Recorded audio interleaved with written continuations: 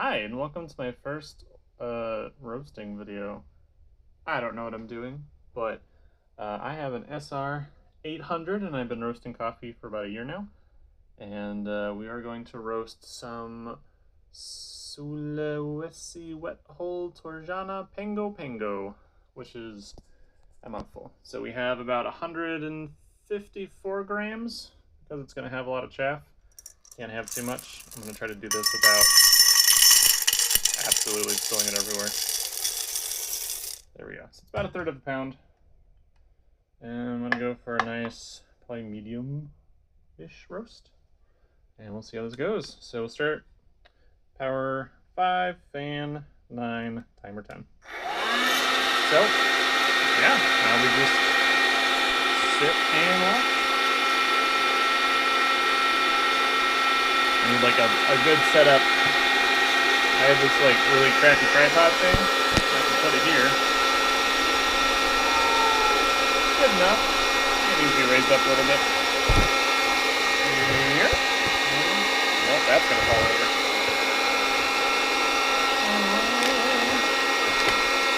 This is fun. What do you mean? It's like something to prop it up.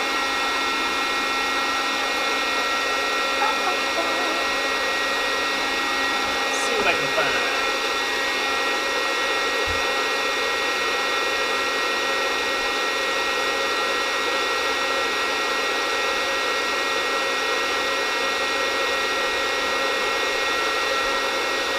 have a pen, a little pen do. There we go. Oh. He's got a weird camera on his phone. And it's gonna fall. That's not gonna work. I don't know what I'm doing. We're just gonna hold you. So I will find a much better setup. I've got a cute tripod, but I don't know where the phone holder is, which makes it not work well. But basically what we're doing is we're trying to basically dry the beans. Let's see basically how many times I can say basically until I basically get tired of myself. So they're just going to kind of bounce. We can see the temperature. So 314 degrees. Basically trying to get as much moisture as we can out. This will run for about 3 minutes. Once it's at 7, we'll jump the power up to a 7. And then you get just like a little more heat going through. So yeah, this is, I guess, a little roasting area, our sunroom. Doesn't make it smell like coffee too bad. So lots and lots and lots of windows and screens. So I'd like to, from now on, try to at least record some of these roasting. I found that being summer, these obviously roast a lot better. Fall and spring are a little bit harder because the machine struggles to really get up high enough to roast correctly. But also when you have your air conditioning unit and it turns on, it drops the voltage, which means you get less power through. So we're gonna up this to a 7. So when you got less voltage, you just kind of struggle to get all the heat in. But yeah, this is probably going to be a very boring video for some, and some people are going to want me to keep talking. Some people are probably going to want me to shut up. A little bit of both. Starting to see some of the chaff is starting to come through the holes. They've got little holes up here that air comes out, but also the chaff will like to spit out through. So starting to get some more of the grassy smell from the coffee as it heats up a little more. Let's check the temp. Sometimes you have to spin it. It says 333. Nice fun number. We will wait till this gets to 5 minutes. Then we'll bump it up to a 9 on the power scale. I have a little kilowatt thing that I plugged in, and this thing doesn't pull more than 1500 watts, which is a little bit less than I was expecting.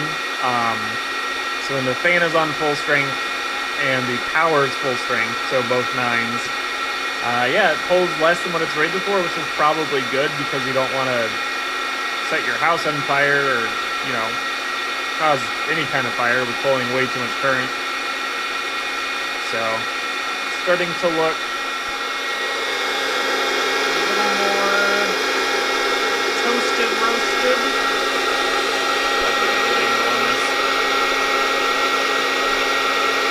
Yeah, it's starting to definitely get some more color as the outside starts to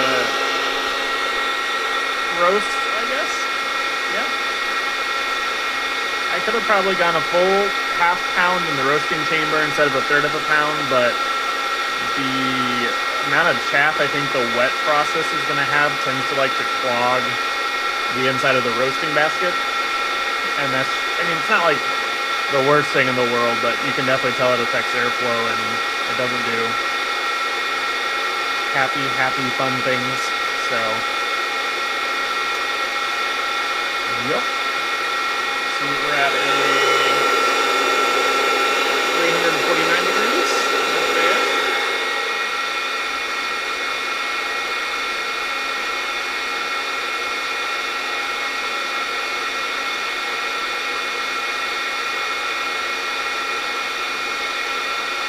This will probably go in my espresso machine. I just roasted a really good Costa Rica, which I'm very excited about in more of a drip copy.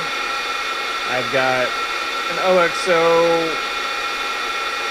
8-cup fancy brewer that likes to overheat when the heating element gets all kinds of lovely things in it from hard water.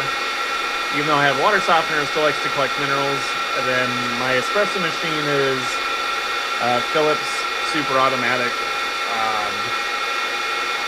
Pretty basic, does the job. I've been super happy with it for the past 2 years. I tried getting into a Gaggia, more of like a semi-automatic, and I just realized that, you know, sometimes I just like being able to push a button and have it spit out espresso, and my wife can go and she can press the button and make herself an iced coffee in the morning, and I don't really have to worry about it.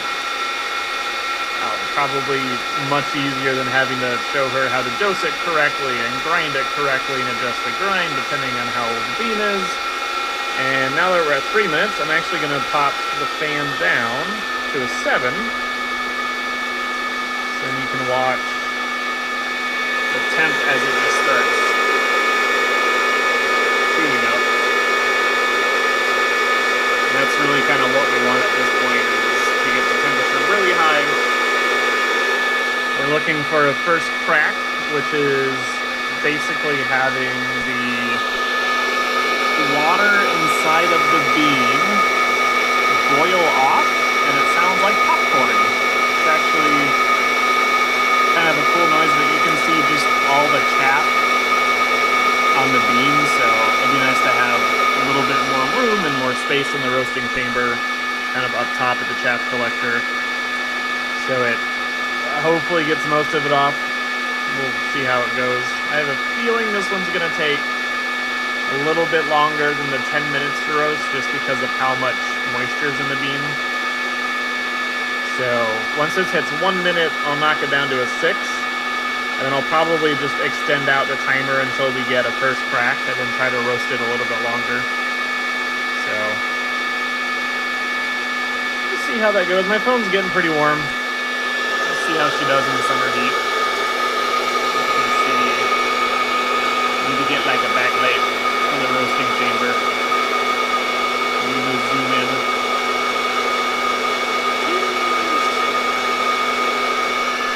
Yeah, this is kind of just roasting coffee. It's actually a really nice hobby. If I'm not recording a video, which this is the first time I've done, then you can just kind of like sit back and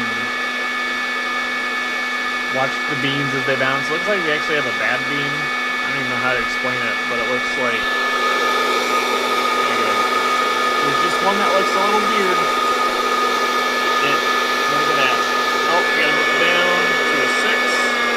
And I'm gonna extend the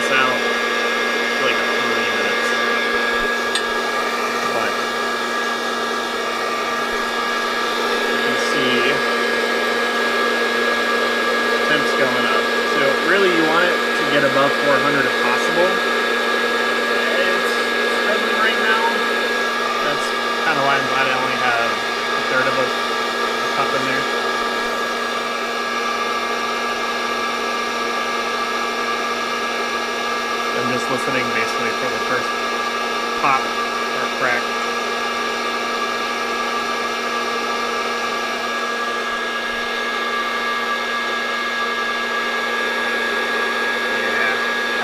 I thought this one was going to take a while.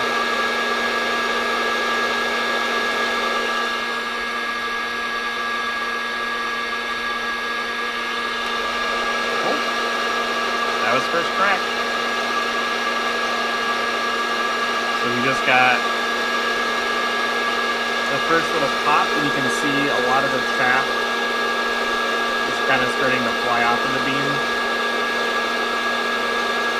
Probably need to clean this a little bit. That's hot. If you can hear it super really close.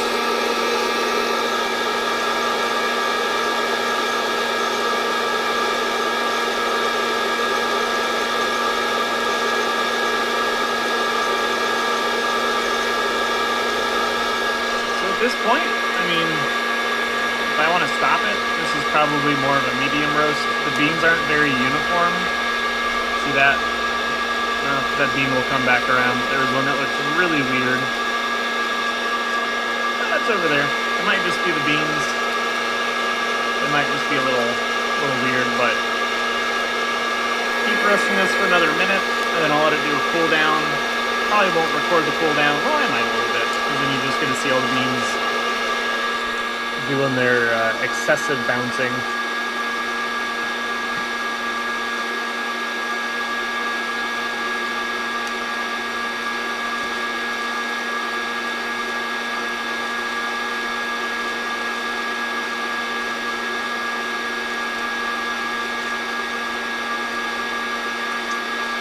After this, and of course it stopped recording, which is lovely, so I may have to splice this together.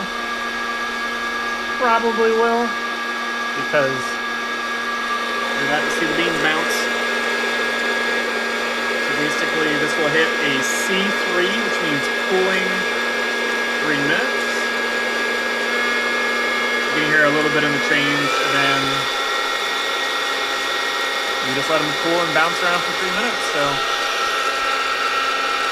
yeah, that's kind of the bean roasting process.